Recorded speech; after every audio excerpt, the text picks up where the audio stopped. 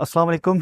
मेरा नाम रोशान दियामरी है। इस वक्त मैं जिस मुकाम पर मौजूद हूँ, अगर मैं आपको इस एरिया के हवाले से बताता चलूँ तो ये कराकोरम यूनिवर्सिटी का गज़र कैंपस है। और इस वक्त अगर मैं उस यूनिवर्सिटी के तीसरे फ्लोर पर, गालिबन ये तीसरा फ्लोर, दूसरे फ्लोर की छत पर मौजूद हूँ। लोकेशन का नाम है गज़र खातून का ये एरिया है। और बिल्कुल मेरे अगर आप बैक साइड पे जो विजुअल्स आ रहे हैं कब मैं वो गागुच गागुश की हेडक्वार्टर की जो तस्वीर नज़र आ रही हैं अपर और लोअर के, उसके साथ जो सामने से ये रोड अगर जा रहा है, ये वाला रास्ता यहाँ से निकलता है यासीन की तरफ और खंडर की तरफ। ये दोनों रास्ते एमरेट, दोनों रास्ते इसी तरफ से ही चलते हैं। और जो इस तरफ अगर हम देख लें तो जो आपका ये वाला एरिया है, ये बेसिकली अशकोमन का है। और इसके हवाले से कुछ दिनों से एक बड़ी इंटरेस्टिंग एक मीम बड़ी चल रही थी कि यहाँ से रशिया का रास्ता भी निकलता है। अब इसलिए बसवात से हो या इधर से वाक़ई सेक्टर का जो एरिया है वो पामीर का, यहाँ से लेकर पामीर तक एक्सटेंशन जिस तरह से एक है, तो वो ऑब्वियसली वो एरिया पॉसिबिलिटीज़ है। लेकिन एक चीज़ मैं आपको यहाँ पे जिस मुकाम पे मैं खड़ा हूँ इसलिए मैं आपको बता रहा हूँ कि ये दरिया जो है यहाँ से जो यासीन और फंडर के गालिबन दोनों मिक्स होकर आती हैं, इसकी आप बेल्ट को अगर देख लें जिस तरह से जो ये जो रोड बन रहा है यहाँ से फ्यूचर में, क्योंकि ये रोड बिल्कुल दरिया के बेल्ट के ऊपर बनाया जा रहा है। अगर इस रोड की में जो मुस्तकबिल में लॉन्ग टर्म की अगर हम बात कर लें तो इसमें मेरा जो है इसमें थोड़ा सा ओपिनियन बड़ा डिफरेंट है। मैंने कल भी चटोरखंड खासकर जो दाइन की ब्रिज थी उसको मैंने देखा है कि उस ब्रिज को इन्होंने रिवर बेल्ट के ऊपर बनाया था, और ये वाला जो रोड है ये भी दरिया की बेल्ट के ऊपर ही नज़र आ रहा है। अब इसलिए अब इसके पीछे इसकी सर्वेज में पहाड़ी रीजन की वजह से शायद यहाँ पर मुश्किलात का सामना हो, लेकिन लॉन्ग टर्म में जाकर मुस्तकबिल में हो सकता है कि ये एरिया भी इफेक्ट हो सकते हैं, क्योंकि क्लाइमेट चेंज और ग्लोबल वार्मिंग के हवाले से हम यही चीज़ें बारहा बताते रहे हैं कि ये एक ऐसा मसला है जो लॉन्ग टर्म में जाकर हमें अफेक्ट करेगा। अब जितने भी क्लाइमेट चेंज के ऊपर काम करने वाले इदारे हैं, क्लाइमेट एनजीओज हैं, क्लाइमेट की आई एनजीओज हैं, यूएन के इदारे हैं, गवर्नमेंट ऑफ पाकिस्तान है, अब हम देखते हैं कि उनका फोकस ज़्यादा आपको सेंटर की तरफ होगा, पाकिस्तान में इस्लामाबाद में होंगे।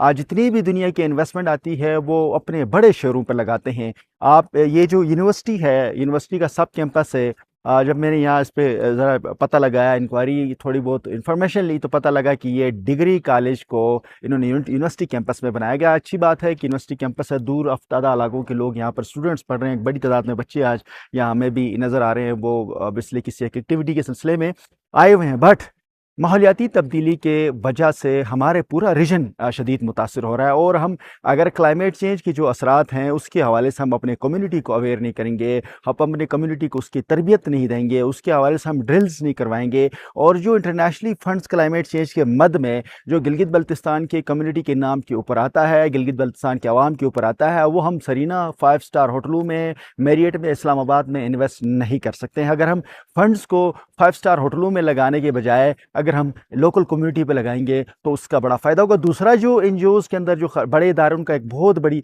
प्रॉब्लम ये है कि वो जितना फंड आता है उस फंड का ज़्यादातर हिस्सा उनकी आपकी अयाशियों में, प्रोटोकॉल्स में लगता है, उनकी गाड़ियों में लगता है, उनकी ट्रांसपोर्टेशंस में लगती है और उनकी हॉस्पिटलिटीज़ में लगती है। ऐसे में जो फंड्स होता है वो कम्युनिटी होती है, लोकल लोग होते हैं, मुतासरीन होते हैं, जिनके घर बार गए हैं, जिनके लोग तबाह हो गए, जो इन्वायरमेंट से इफेक्ट होंगे मुस्तकबिल में भी। चूँकि ग्लोब के इवेंट्स के हवाले से हमें अब रात से आप देख लें तो हर दिन एनडीएमए इसके हवाले से हमें अलर्ट्स जारी करते हैं, इसी मोड की जानिब से होते हैं। रिसर्चेस ये बता रही हैं कि मुस्तकबिल में ग्लोब के इवेंट होंगे। गिलगित बल्तिस्तान में ग्लेशियर्स की एक बड़ी तादाद है, 7,000 से ज़्यादा ग्लेशियर्स हैं। जो केटो ईवी केटो सीएनआर और दिगर जो इटालियन रिसर्चेस थे, कराकरम यूनिवर्सिटी ने मिलकर एक लास्ट ईयर रिसर्च निकाला, उसमें कहा गया था ये ग्लेशियर्स 12,500 या 13,000 है। उसके ऊपर लेंथ के ऊपर उनकी एक डिफरेंस ऑफ ओपिनियन ज़रूर है, बट एक ग्लेशियर से भरा हुआ रीजन है, और वहाँ पर जब टेम्परेचर बढ़ेगा ग्लेशियर्स मेल्ट होंगे, ग्लोफ ग्लेशियर लेक आउट ब्रस्ट होंगे। ग्लेशियर लेक्स ऑलरेडी बहुत ज़्यादा बनी हुई है,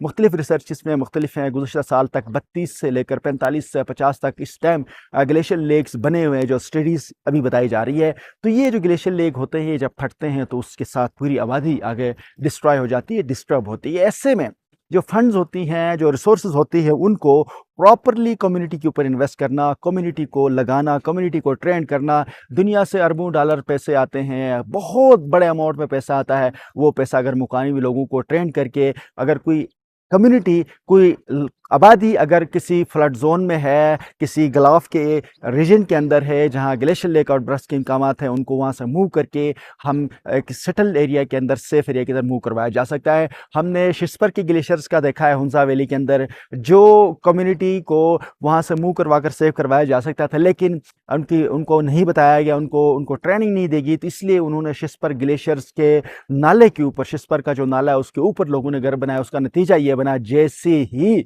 जो है गुलाफ के इवेंट हुए, जैसे ही ग्लेशियर लेक आउट हुआ, बारिश जब शुरू हुई, टेम्परेचर में जैसा बढ़ा, तो उन्होंने पूरी आबादी को डिस्टर्ब किया। करोड़ों की, अरबों की प्रॉपर्टी लोगों की ज़ाया हुई। लास्ट ईयर का जो डेटा है गिलगित बल्तिस्तान का, वो 7 बिलियंस का बताया जा रहा है, लेकिन ये वो डेटा है जिसमें रेट्स बहुत कम बताए जाते हैं। यहाँ पर अगर किसी बंदे की 1000 कनाल ज़मीन भी डिस्टर्ब हो जाती है तो उसको 1 करोड़ शो किया जाता है। ऐसा बिल्कुल भी नहीं है।